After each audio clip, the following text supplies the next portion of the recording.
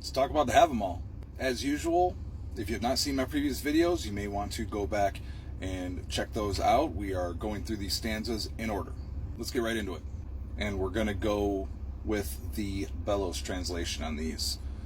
Starting off with an interesting one. Number 33. Oft should one make an early meal, nor fasting come to the feast. Else he sits and chews as if he would choke, and little is able to ask. We are kind of talking about self-awareness here, and to be honest, I had to kind of think on this one a little bit, just because the wording is so odd. But basically what we're saying here is that before you go to a feast or a big meal with a bunch of people, you may want to eat a little bit of your own food before you get there. It looks bad when you show up to someone's house and just start gorging yourself. As a teenager and young adult, I will admit that I was bad about this. But people notice, when you act like that at the table, when you take all that food. And this is mostly, of course, for appearance's sake and character's sake, but it's really all in the interest of wisdom, having manners, and respecting your hosts.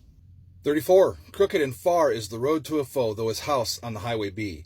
But wide and straight is the way to a friend, though far away he fare. To be honest, I think that this is an appropriate stanza to read this week, being so close to Christmas or Yule or whatever you celebrate. On one hand, this is an observation. If you have to go to the house of somebody that you don't care for, it's going to seem like it takes forever. It's a huge effort. You don't really want to go. You don't want to see this person. However, if you're going to visit a very close friend, the journey is going to seem easy and enjoyable, and you won't care as much about the cost. No, even if they're across the country or across the world. But secondly, besides this observation, there is also a little bit of advice in here. And something to think about. If you're close to someone, if you're friends with somebody, make an effort to go and see them. Try to spend time with them.